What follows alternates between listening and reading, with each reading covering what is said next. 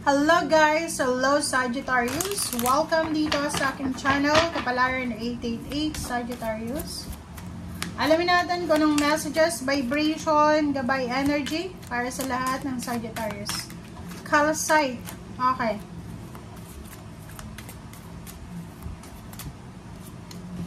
Calcite in gold na, oh wow, it's yellow. Sagittarius, eto na. Eto na talaga. Sagittarius, eto doon sa mga Sagittarius sa nakaraang mga week na masyado kayong balisa, abala. Nandito na yung divine intervention na. So sinasabi sa iyo dito Sagittarius na God sends miracles to answers sincere prayer. So sinasabi sa iyo na 33 portal opening guidance sa iyo. Ang Panginoon daw ay magpapadala sa iyo ng milagro. Ang Panginoon daw ay magpapadala sa iyo ng gold. Ang Panginoon ay magpapadala sa iyo ng pera.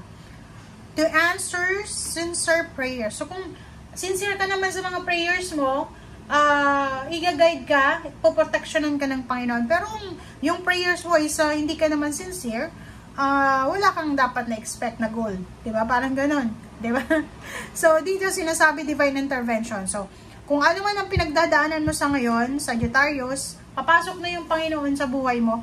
'Di ba? Makikialam na siya kasi nakikita niya siguro na hindi mo na kaya. So, dito sinasabi na papasok na sa sitwasyon mo ang Panginoon para bigyan ka ng milagro, para bigyan ka ng sagot sa mga pinagpe-pray mo. Okay, next card natin is Calcite. Nakikita ko sa'yo dito simula ngayong March 3, 2025, posible kang magiging sobrang busy. Marami kang gagawin, magmamultitask ka. So, kung halimbawa wala kang oras sa sarili mo, wala kang oras sa pamilya, sa health, or sa kung ano pa man, take charge of your schedule and i-assess natin kung bakit tayo busy. 'Di ba? So, maging balanse. Parang nakikita ko medyo pagod na pagod ka eh. Parang pagod na pagod itong nakikita nating Sagittarius multitasking, marami siyang ginagawa, marami siyang tinatapos, marami siyang gustong matapos, or marami siyang gustong simulan. Okay? So comment down below Sagittarius doon sa mga hindi magkaundugaga sa kanilang trabaho, or mayroong trabaho sa umaga, mayroong pa sa gabi, pagdating sa bahay, trabaho pa, magluluto, maglalaba pa, maglilinis pa. So, comment down below. Kailangan mo ng balanse.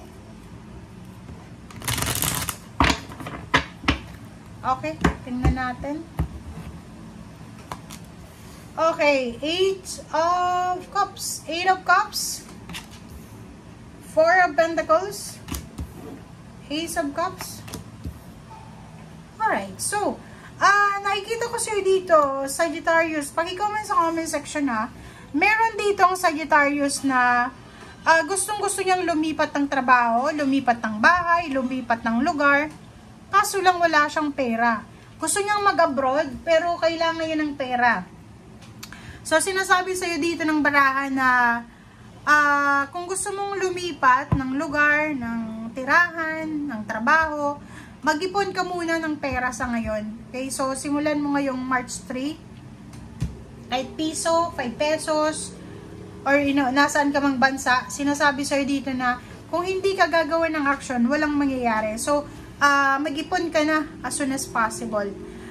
Relationship, may magbabalik sa buhay mo. So, mayroon ditong past relationship, pwedeng ex, pwedeng dating kaibigan, dating kakilala, dating katrabaho, ang posibleng darating sa buhay mo and bibigyan ka niya ng lakas loob. Okay? Parang ibuboost niya yung confidence mo, yung energy mo, yung self-esteem mo. Kung sino man ito, pwede siyang fire sign, Leo, Aries, Sagittarius, or kung sino man siya. Or pwedeng ikaw yan. Justice, good karma. So nakikita ko sa'yo dito, meron ka na plano. Eto, parang may mag-offer sa iyo ng ng kontrata. Pwede may mag-offer sa iyo ng kontrata, may mag-offer sa iyo ng new job, may mag-offer sa iyo ng bagong tirahan. And nandito yung the devil na reverse, sinasabi sa iyo dito na huwag kang mag-alala, Kasi yung kung ano man tong good karma, kung ano man tong kontrata, kung ano man tong justice, kung ano man tong answer na to na ibibigay sa'yo ng universe, wala nang temptation dito. Okay?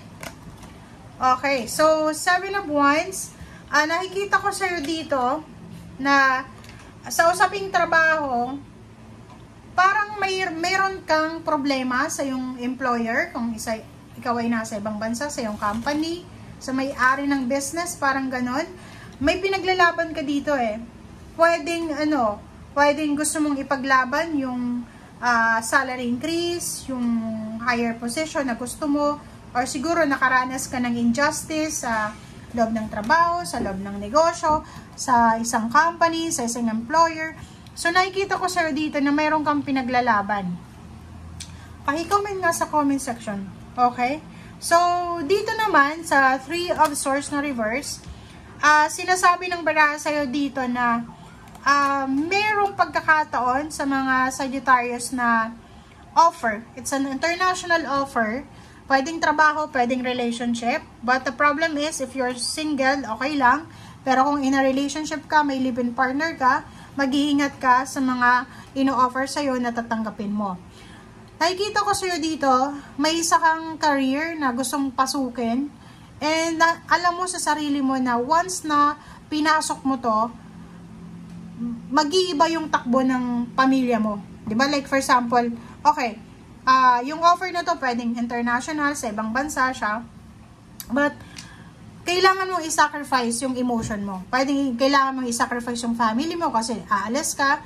Or kailangan mong i-sacrifice yung parents mo or kung ano man to na related sa emotion. But, sinasabi ng baraha sa'yo dito na kung ano man i-sacrifice mo na to, ang kapalit nito is financial freedom, financial peace, happiness ng buong pamilya. Ito yung ito yung pangarap mo eh. Kaso lang, merong sagabal. Meron kang sagabal. Sino ba to? Oh, Zero the Fool.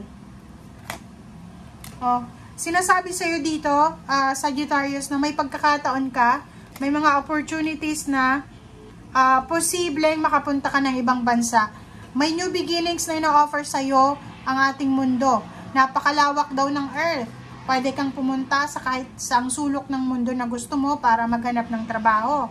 But the problem is, hindi ka makapagdesisyon. Kasi, ikaw yung may pasan ng obligation sa buong pamilya. And nakikita ko na hindi ka makapagdesisyon kasi nga, ikaw yung inaasahan nila eh. 'Di ba? Parang yung pamilya mo, hindi siya gagalaw kung wala yung ikaw, yung decision mo. So, nakikita ko sa'yo dito na medyo confused ka. Hindi mo alam kung ano yung gagawin mo. Magta-travel ka ba? Pupunta ka ba ng ibang bansa? Lilipat ka ba ng trabaho? Or iiwan mo yung pamilya mo para sa pangarap nyo. So, comment down below if you're resonated. Bye!